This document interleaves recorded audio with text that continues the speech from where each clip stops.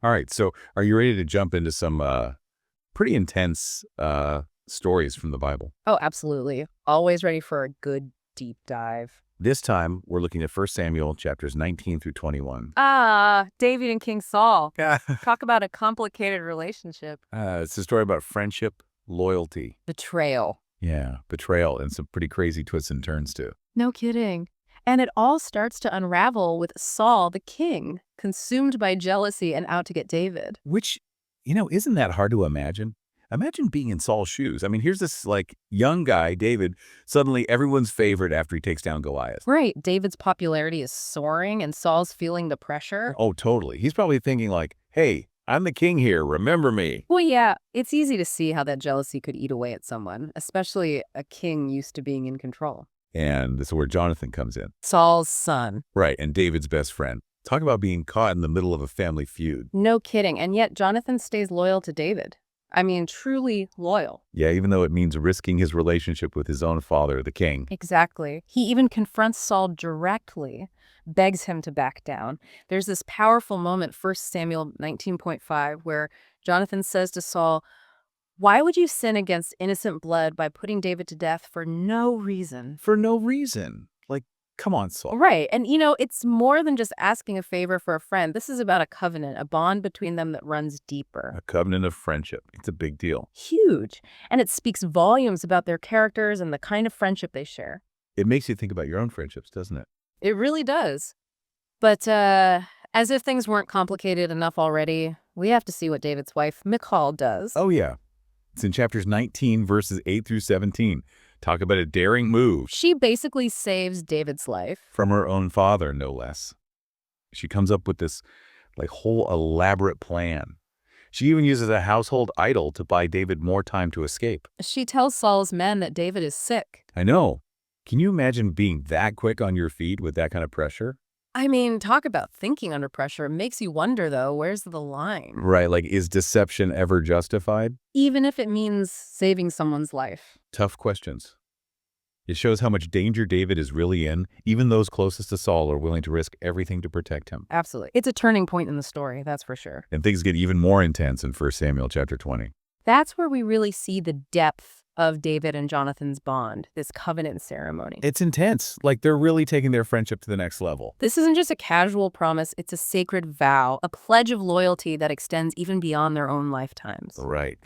Jonathan makes David promise to show kindness to his descendants. It's powerful stuff. And it really makes you think about what it truly means to be loyal, to honor a commitment no matter what. Totally. But let's not forget the danger David's in. Thankfully, Jonathan has his back. Oh, absolutely. Jonathan, always a loyal friend, comes up with this whole plan to warn David about Saul's intentions. It's like something out of a spy movie.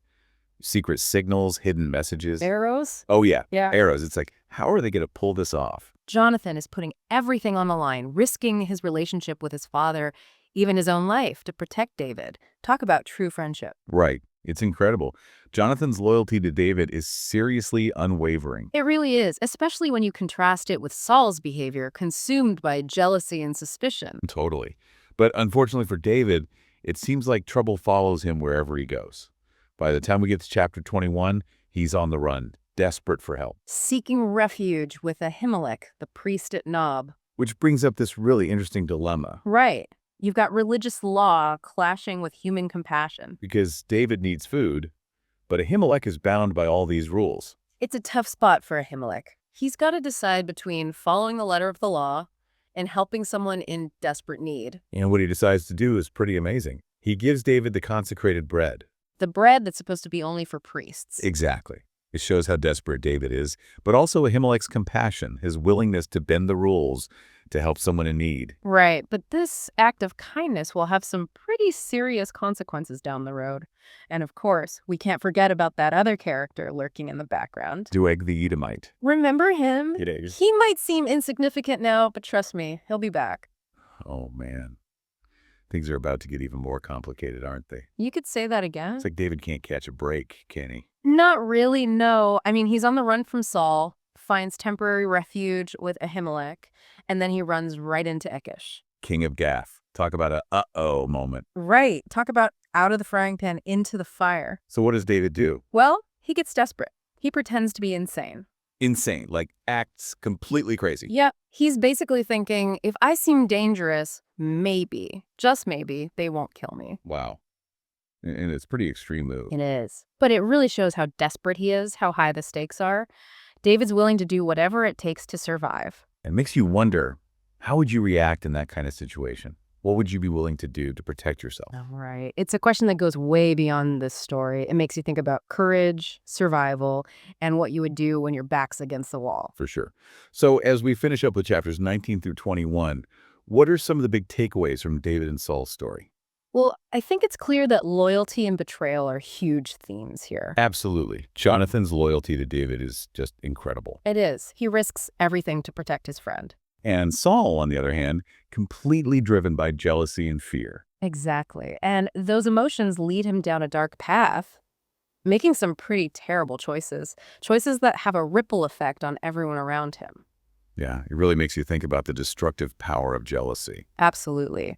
And the importance of surrounding yourself with people who have your best interests at heart, people like Jonathan. Totally. And while we see the best and worst of humanity in these chapters, we also see the strength and resilience of the human spirit, especially in David. Absolutely. He faces some impossible situations, but he never gives up. He adapts, he relies on his faith, and ultimately he finds a way forward. He does. And that's a powerful message for all of us, isn't it? No matter what challenges we face, we can find the strength to keep going, to overcome obstacles, and ultimately to triumph. I couldn't agree more. And you know what's fascinating is that even though the story is thousands of years old, these themes of loyalty, betrayal, jealousy, and courage, they're still so relevant today. Totally. It just goes to show that human nature hasn't really changed all that much, has it? Not really. We're all still grappling with these same big questions about how to live, how to treat each other, and what it means to be truly human. You got that right. Well, that's about all the time we have for today. It's been a pleasure diving deep with you. Always a pleasure. And to all our listeners out there, thank you for joining us on this deep dive. We hope this episode inspires you to reflect on your own experiences and the power of friendship, loyalty, and courage in your own lives. And if you enjoyed this episode, be sure to subscribe and leave us a review. We love hearing from you.